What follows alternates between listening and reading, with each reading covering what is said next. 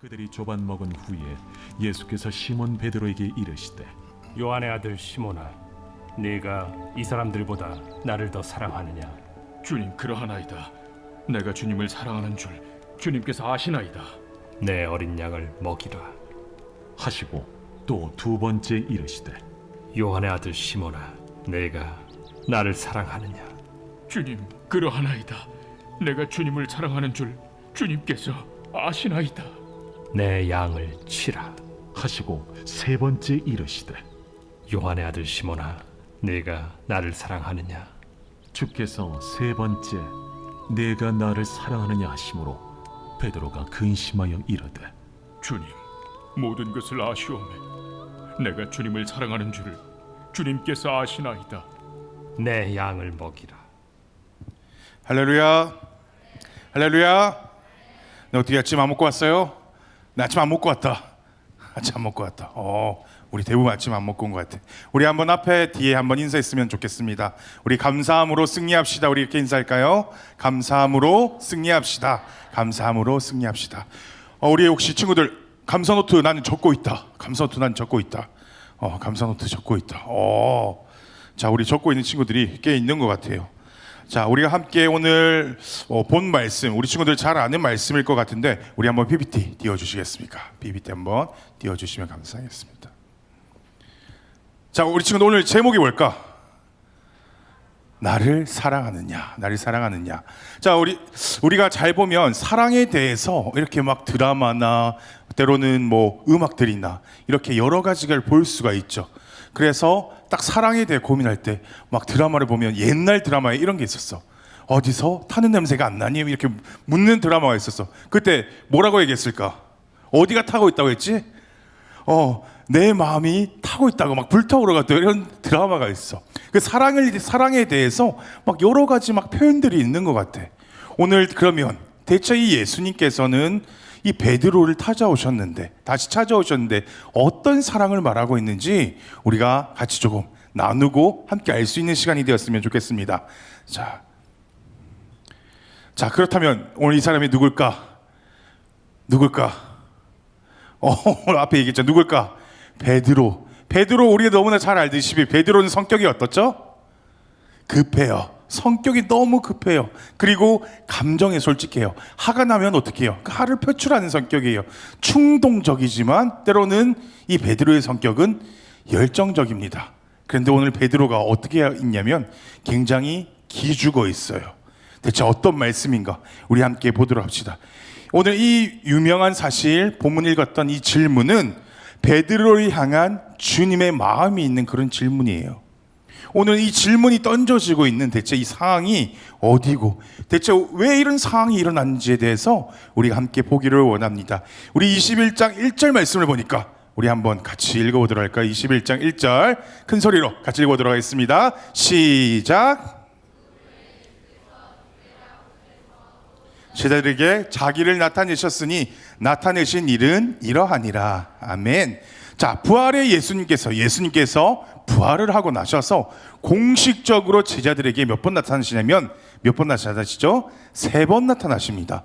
물론 다른 곳에 나타난 적도 있으시지만 성경에 나타난 공식적으로 나타나신 것은 3번이에요. 첫 번째로는 엠마오로 향하던 두 제자에게 나타나셨고, 두 번째는 한 집에 숨어있던 두려워하고 있는 그 제자들에게 평안을 나타나셔서 평안을 선언하잖아요. 두려워 떨고 있는. 그리고 마지막으로 지금 이 현장에 공식적으로 세 번째 나타난 현장인데 디베랴 바닷가라는 곳에 옛날 이 제자들이 생업을 했던 일을 했던 그 옛 삶의 현장입니다. 지금 베드로는 어때요? 상태가 별로 좋지 않아. 자기 자신에 대한 실망과 좌절 때문에 예수님을 배신했던 그 생각 때문에 지금 상태가 좋지 않죠. 지금 베드로가 우리가 잘 알다시피 몇 번 부인하죠? 3번 부인합니다. 그는 예수님을 3번 부인한 후에 저주하여 맹세한 이후에 지금 모든 게 무너지는 지금 경험을 하고 있어요. 우리가 살아가다 보면 그럴 때 있잖아요. 모든 걸 실패하고 실수해서 내 모든 게 무너지는 것 같을 때 그런 순간이 오겠죠. 한꺼번에 지금 모든 것이 무너지는 그런 경험을 하고 있는 상태입니다. 베드로가 그 경험 끝에 다시 옛 삶의 현장으로 돌아왔어요. 그리고 예수님 만나기 전에 우리 베드로가 잘 아는 직업이 어부였던 것처럼 그 생업을 위해서 그물을 다시 들고 물고기를 잡고 있는 겁니다. 다른 동료들과 함께 거친 바다로 나가서 파도에서 고기를 열심히 잡아요. 밤새도록 고기를 잡는데, 그런데 아무것도 건지지 못하는 그물만 올라오는 거예요. 새벽에 끌어올렸죠. 여러분, 만약에 그 현장으로 가서 이 베드로의 입장으로 우리 한번 생각해 봅시다. 밤이 맞도록 이게 그물을 던졌어요. 계속 던졌는데 하나도 건지지 못하고 있는 거예요. 물고기가 안 잡히는 거야. 그 심정이 어땠을까? 새벽에 큰일 났다, 어떻게 하지, 이런 여러 가지 막 마음이 들 것 같아요. 그렇게 단호하게 화엄장난했던 이 베드로가 예수님을 따르겠다라고 장담도 했는데 모든 각오가 순식간에 무너지는, 또 그런 실패를 경험을 하고 난 직후잖아. 지금 이 자리는 행복한 자리일 수가 아니에요. 행복한 자리가 아니에요. 따뜻한 자리가 아니에요. 차가운 새벽에 모닥불은 피어 있어요. 아직 베드로의 마음에는 상처가 막 들쑤시고 있는 거야. 아까 드라마처럼 막 내 마음이 막 불타고 있는 게 아니야. 지금 수치심이 가득한 새벽이에요. 자, 우리 첫 번째, 우리 한번 보여주세요. 같이 한번 우리 읽어주시면 감사하겠습니다. 첫 번째, 실패의 자리까지 찾아오신 예수님. 실패의 자리까지 찾아오신 예수님. 이때 이미 예수님은 어때요? 바닷가에 이미 찾아오셨어요. 그리고 이렇게 물으시죠.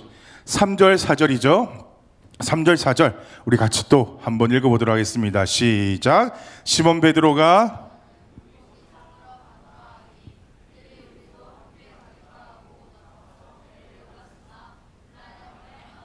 잡지 못하였더니 날이 새어갈 때 예수께서 바닷가에 서셨으나 제자들이 예수이신 줄 알지 못하는지라. 자, 멀쩡히 누가 서 있는데 예수님인지 모르는 거예요. 예수님께서 이러시되 이렇게 얘기하죠. 얘들아, 너희에게 고기가 있니? 묻고 계시잖아요. 얘들아, 이 말은 이런 뜻이 아닙니다. 네, 그럴 줄 알아서 꼴 좋다. 뭐 잡지도 못할 거면서 나 버리고 도망가더니, 그런 뜻이 아니에요. 뭐 겨우 이러려고 이렇게 살고 있냐, 이런 뜻이 아니에요. 여기에 쓰여진 단어는 엄마가 따뜻하게 아기를 부를 때 쓰는 그런 단어입니다. 음성이에요. 얘들아. 주님의 부름은 어땠어요? 전부 부드러운 음성이었습니다. 부드러운 목소리였어요. 저 멀리 해변가에 서 있는데 왠지 부드러운 음성이 들리는 거예요. 얘들아, 뭐 잡은 거 있니? 어떻게 목소리가 부드럽나요? 그리고 6절에 보면 뭐라고 하죠? 자, 우리 6절. 이르시되 그물을 배 오른편에 던지라. 그리하면 잡으리라 하시니 이에 던졌더니 물고기가 많아 그물을 들 수가 없더라. 자, 텅 빈 배가 고기가 가득 차는 기적을 허락하세요. 텅 빈 배였어요. 새벽 동안 아무리 그물을 던져도 한 마리 잡히지 않던 그 그물에, 건질 게 없었던 그 그물에 새벽에 얼마나 지쳐 있는데 힘은 들어도 고기가 가득히 있는 만선을 우리가 기대하면서 돌아오잖아요. 근데 건지지 못했는데 오늘 예수님께서 건지게 하시다는 거죠. 자, 7절, 8절, 우리 또 9절까지 오늘 말씀 우리 집중해서 같이 한번 읽어봅시다. 시작. 예수께서 사랑하시는 그 제자가 베드로에게 이르되 주님이시라 하니 시몬 베드로가 주님이라는 말을 듣고 겉옷을 두른 후에 바다로 뛰어내리더라. 다른 제자들은 물고기 든 그물을 끌고 와서 육지에 올라오니 숯불이 있는데 그 위에 생선이 놓였고 떡도 있더라. 아멘. 지금 해변가에 올라왔더니 해변가는 마침 어때요? 상이 차려져 있는 겁니다. 예수님께서 직접 만드신 조반이 있는 거예요. 그리고 예수님은 아무 말씀도 안 하시고 와서 이렇게 하세요. 밥 먹자. 자, 우리 밥 먹자. 여러분, 식사가 중요할까요? 안 중요할까요? 중요하잖아. 우리 배고프면 짜증이 나, 안 나? 막 승질도 막 나고 할 거야. 예수님은 근데 생애에 많은 죄인들과 창기들과 세리들과 함께 자주 식사를 합니다. 이것이 어때 돼요? 성경에 보면 바리새인들과 율법사들에게 시비거리가 돼요. 어쩜 저 사람이 정통 유대인이라고 얘기를 하면서 죄인들과 왜 식사를 하는가라고 계속 따져요. 그만큼 이 식사를 한다는 건 뭐로 묶는 거냐면 가족으로 묶어지는 너무 중요한 겁니다. 시편 23편에 보면 이렇게 얘기하죠. 원수의 목전에서 뭐를 베풀어 주신다고 얘기하냐면 상을 베풀어 주시고, 그 상은 뭐 그랑프리 같은 상이 아니라 영어 성경에만 봐도 뭐라고 적혀 있냐면 테이블이라고 얘기하고 있어요. 식탁을 얘기합니다. 식탁. 가족으로 초대를 하신다. 가족으로. 자, 원수의 목전에서도 놀라운 은혜잖아요. 우리가 그 식탁에 사실 초대된 사람들입니다. 그런데 우리였으면, 사실 우리가 예수님의 입장이었으면 이 베드로에게 이러지 못했을 것 같아요. 우리였으면 이렇게 했죠. 야, 꼴도 보기 싫으니까 얼른 먹어. 나 버리고 가더니 참 꼬라지 좋다. 한마디 하고 분명히 밥을 먹였을 겁니다. 그런데 예수님께서 1절 다른 얘기 안 하세요. 앉아서 밥 먹자. 조반에 떠난 제자들을 찾아오셔서 지금 뭐라고 계세요? 초대하고 계신 겁니다. 여기에 뭐가 있냐면 깊은 회복의 마음이 있는 거예요. 주변에 힘든 친구들이 있다면 우리 목사님들께 전화 주세요. 그러면 꼭 가서 밥을 사드리도록 하겠습니다. 네, 우리 강한 목사님 사주실 거죠? 어디 계십니까? 네, 아마 사주실 겁니다. 네, 자, 물론 전화해서 밥 사달라고 하면 잘 사주실 겁니다. 우리 11절 말씀 우리 또 한번 같이 보도록 하겠습니다. 11절 시작. 시몬 베드로가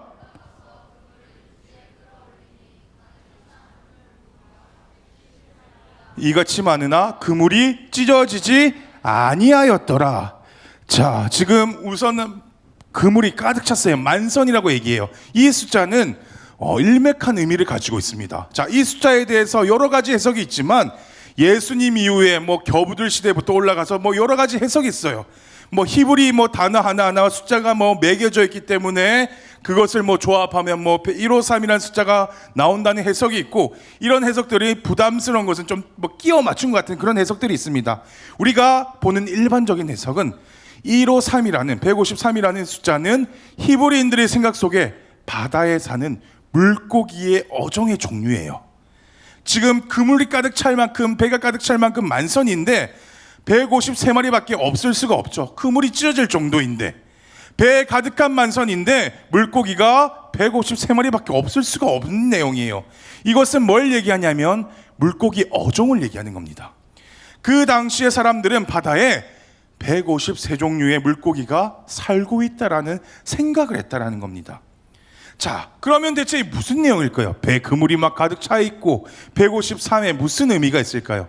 이런 얘기예요. 나중에 베드로를 회복시키셔서 이 베드로 위에 하나님의 교회를 세우시고 그 교회를 통해서 땅 끝까지 복음을 증거케 하겠다라는 하나님의 마음이 있는 겁니다. 그리고 나서 이제 14절 말씀이죠. 14절. 이것은 예수께서 죽은 자 가운데서 살아나신 후에 세 번째로 제자들에게 나타난 것이라. 자, 몇 번째라고요?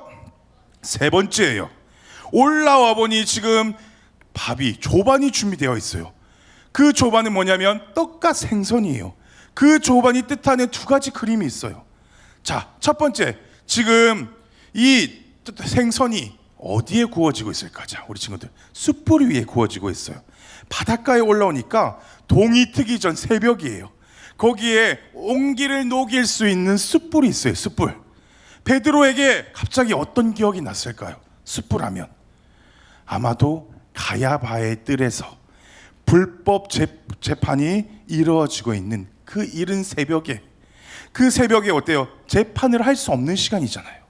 그런데 그 새벽에 베드로는 끝까지 그 주님의 결과가 어떻게 되냐 보기 위해서 지금 쫓아와서 종들이 그 피워놓은 숯불가에서 몸을 쬐고 있습니다. 가야바의 불법적인 재판 자리에 어때요? 피어오르고 있는 그 이글거리던 숯불. 오늘 그 불이 지금 이 바닷가에 뭔가 다시 재현이 되고 있는 것 같아요. 그러면 예수님께서 보면 참 집요하신 것 같죠. 자, 그 위에 구워지고 있는 떡도 있을 거고 생선 대체 뭘 뜻하는 걸까요?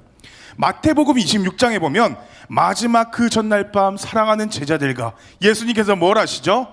만찬을 누리시면서 한 제자의 실족과 한 제자의 배반을 암시하던 그 마지막 만찬의 자리입니다. 여기 지금 그 두 장면이 오버랩되고 있는 거예요. 오버랩되고 있어요. 하나님은 한 생명을 회복하는데 뭐 그냥 없던 걸로 하자, 그런 용서나 그런 회복은 없습니다. 네가 어디서부터 비틀어졌는지, 아니 네가 어디서부터 잘못되었는지 아니야, 이것을 반드시 확인시키십니다. 그 확인 없이는 여러분 진정한 회복, 진정한 용서는 결코 우리 생애 속에, 우리 마음 속에 일어날 수가 없다라는 거예요. 자, 지금 베드로를 막 골탕 먹이려고 그 그림을 바닷가에 재현시키는 게 아니에요. 베드로가 그 숯불을 보면서 어떤 생각을 했을까요? 그 구워지는 떡을 보면서 어떤 마음이 들었을까요? 그리고 예수님은 이 사랑하는 제자를 위해서 호수까지 찾아와서 그 유명한 세 번째, 왜 대체 세 가지 질문을 하고 계신 걸까요? 우리 15절이죠. 자, 우리 한번 같이 읽어보도록 하겠습니다. 시작. 그들이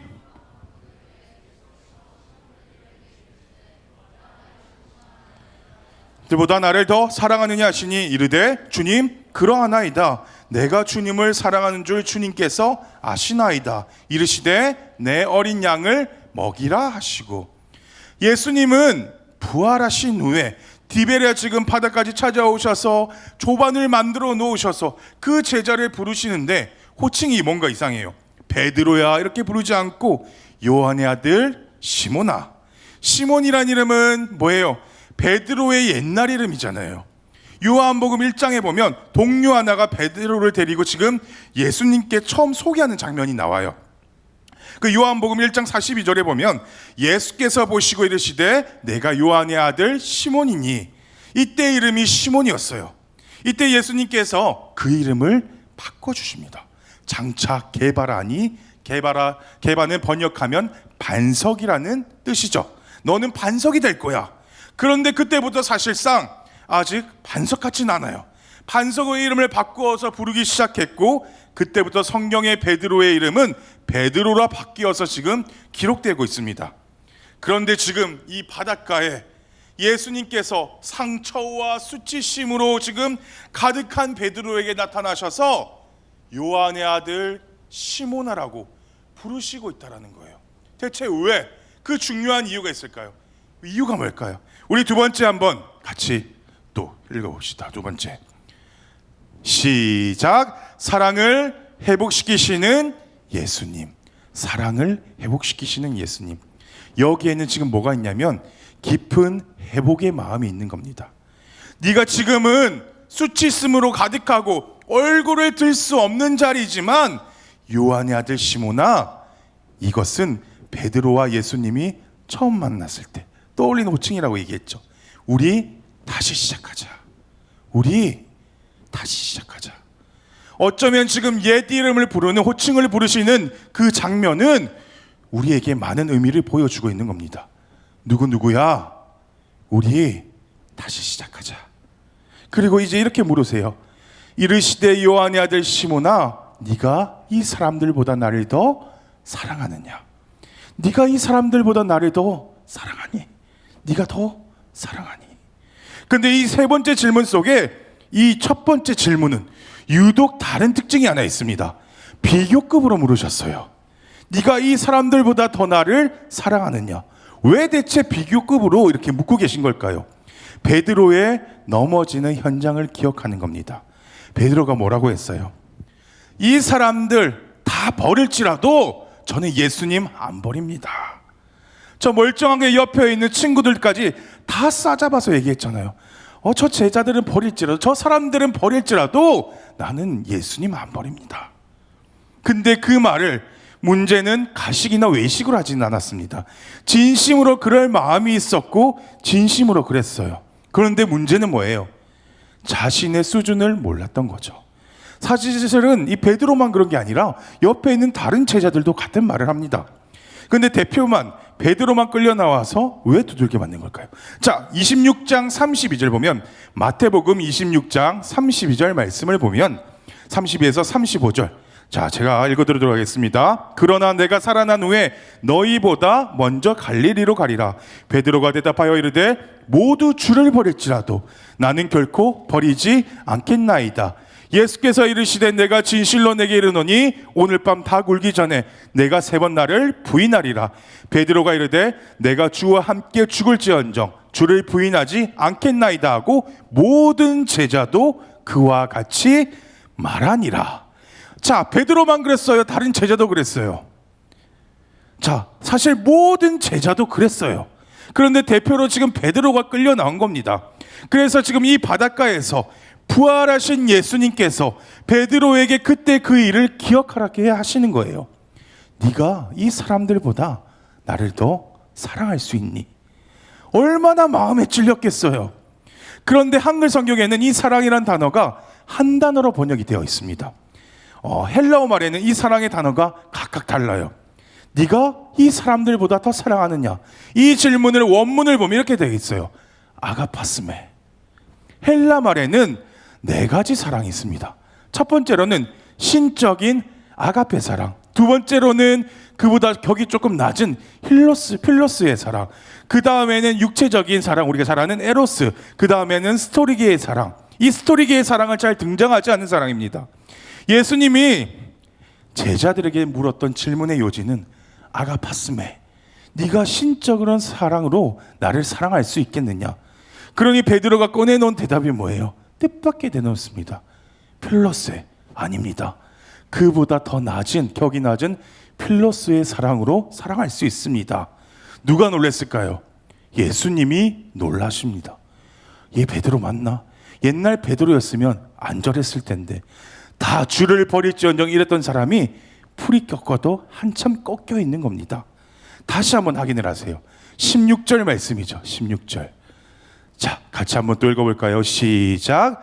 또 두 번째 이르시되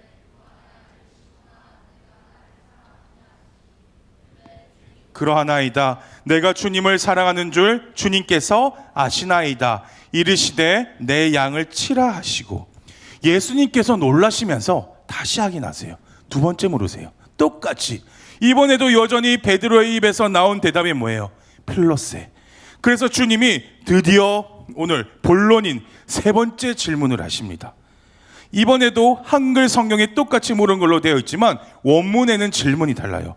첫 번째, 두 번째는 신적인 사랑인 아가파스메라고 물었다면 3번째 질문은 베드로가 물었던 그 대답, 필로스의 사랑으로 묻습니다. 그러면 네가 대답한 필로스메의 사랑으로 너가 나를 사랑할 수 있니라고 물으셨어요. 그러자 베드로의 2가지 반응이 나옵니다. 그 대답 우리 한번 볼까요? 우리 17절. 3번째 이르시되 요한의 아들 시몬아 네가 나를 사랑하느냐 하시니 주께서 3번째 네가 나를 사랑하느냐 하심으로 베드로가 근심하여 이르되 주님 모든 것을 아시오매 내가 주님을 사랑하는 줄을 주님께서 아시나이다. 예수께서 이르시되 내 양을 먹이라. 사랑하는 여러분, 어떻게 되었나요? 베드로의 2가지 반응이 뭐예요? 첫째는 근심하여. 그러면 베드로의 근심이 뭐였을까요? 두 번째는 모든 것을 아시지 않으십니까? 첫 번째 베드로에 나타난 2가지 반응이에요. 근심하여. 이 베드로의 근심이 대체 뭘까요? 예수님이 물어요. 베드로야, 그러면 네가 꺼내놓은 그 필로스의 사랑으로는 나를 사랑할 수 있단 말이니? 라고 지금 꺼내놓자 대답을 주님께서 되짚어 물었을 때 이 근심은 그것도 자신이 없었다라는 겁니다. 그것마저도 지금 자신이 없었을 정도로 베드로는 자기 존재에 대해서 지금 철저하게 무너져 있습니다. 무너진 거예요. 자기가 이 사람들이 다 주를 버릴지라도 본인은 진심으로 얘기했어요. 그런데 자기가 진심으로 꺼내놓은 그 사랑의 고백마저도 주님이 되물었던데 자신이 없는 거예요. 그리고 뭐라고 얘기하죠? 모든 것을 아시오매.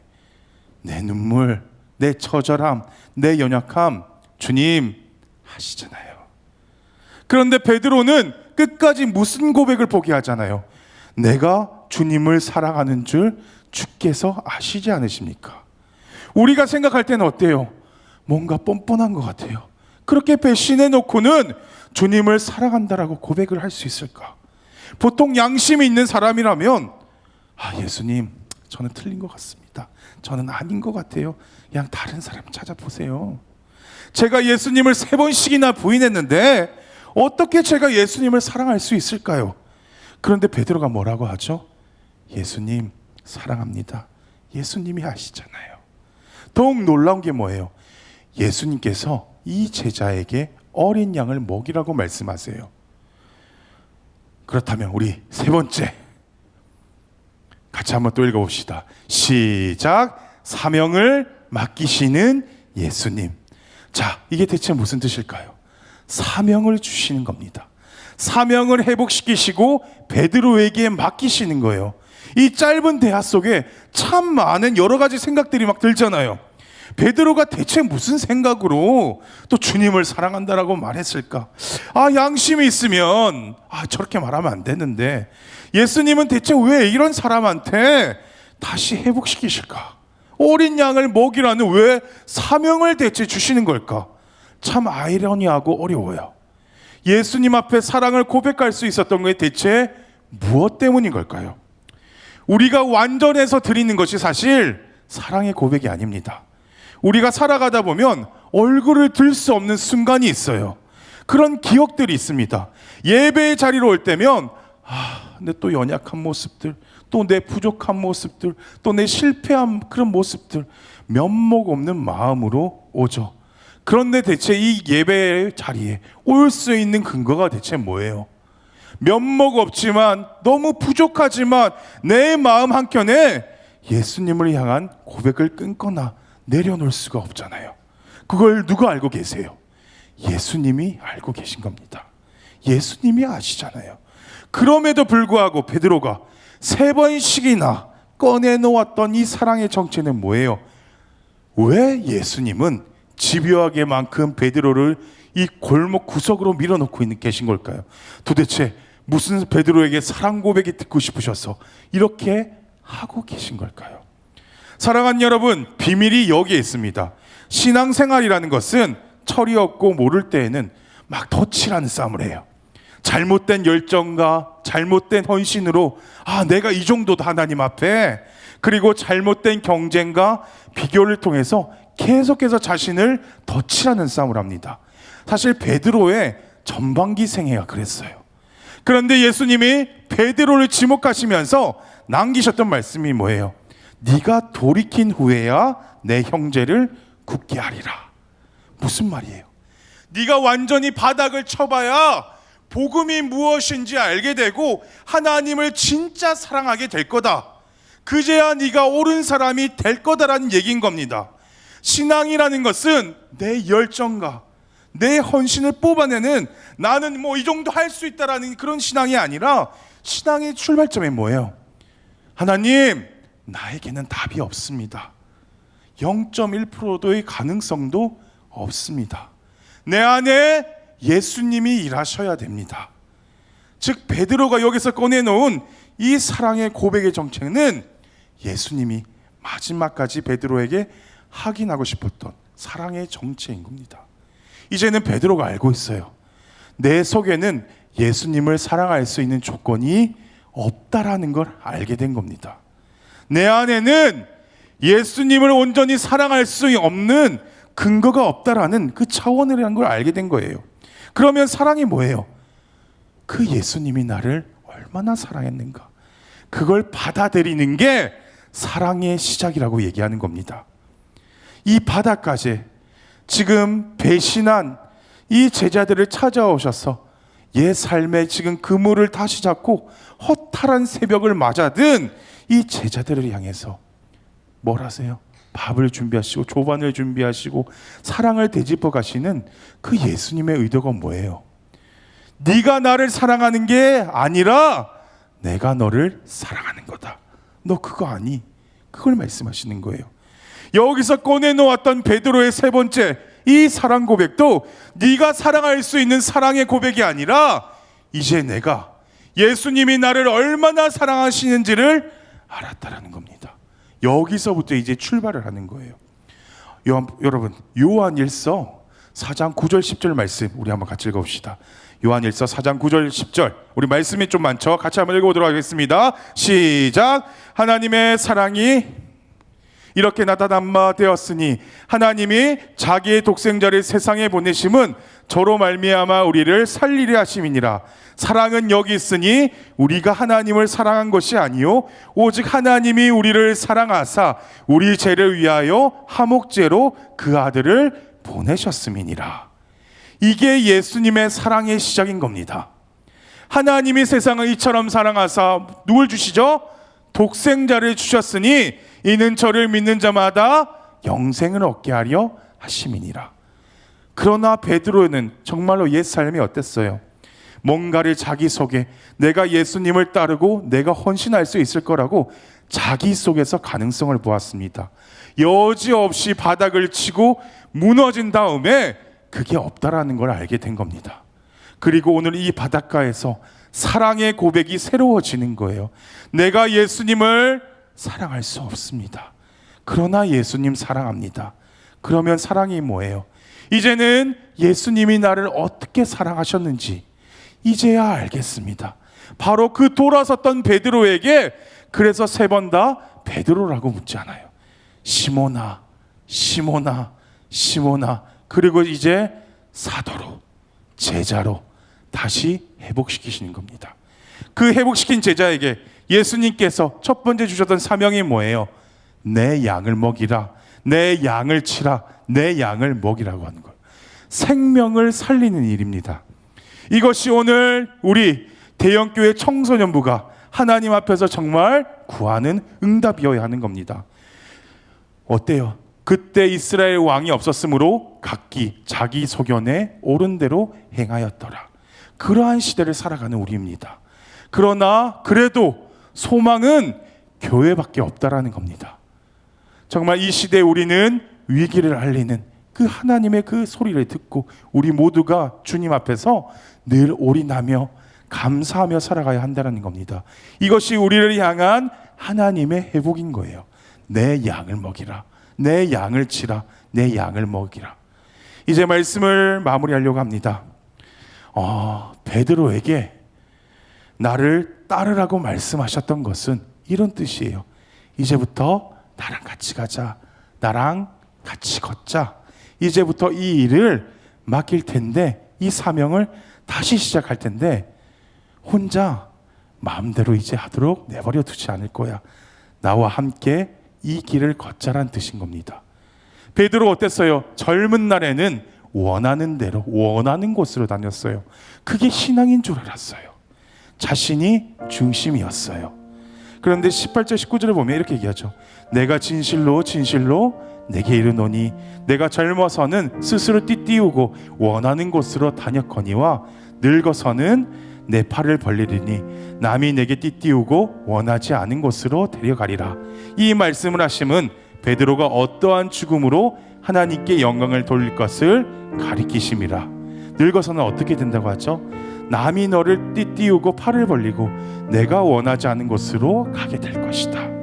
여러분, 성숙이라는 게 뭐예요? 성숙이라는 것은 살아갈수록 내가 할 수 있는 일이 점점 없어진다는 걸 깨닫는 게 성숙입니다. 베드로의 이 상황을 훗날 어떻게 설명하냐면 사도행전에서 이렇게 소개합니다. 예루살렘에 지금 큰 핍박이 왔는데 야고보도 죽고 스데반도 죽고 무시의 환란이 임하게 된다. 베드로도 옥에 갇혔어요. 12장 6절 9절에 이렇게 내용이 적혀있어요. 헤롯이 잡아내려고 하는 그 전날 밤에 베드로가 두 군인 틈에서 두 쇠사슬에 매여 누워 자는데 파수꾼들이 문 밖에서 옷을 지켜더니 호련히 주의 사자가 나타나매 옥중에 강체가 빛나매 또 베드로의 옆구리를 척깨어 이르되 급히 일어나라 하니 쇠사슬이 그 손에서 벗어지더라. 천사가 이르되 띠를 띠고 신을 신으라 하거늘 베드로가 그대로 하니 천사가 또 이르되 겉옷을 입고 따라오라 하는데 베드로가 나와서 따라갈새 천사가 하는 것이 생시인 줄 알지 못하고 환상을 보는 거 아니라. 이 모든 과정이 그대로 베드로가 자의적으로 걸어가고 있는 걸까요? 뭔가의 존재에 이끌려가는 걸까요? 이끌려가고 있습니다. 젊은 날에는 원하는 곳으로 갔어요. 그게 신앙인 줄 알았습니다.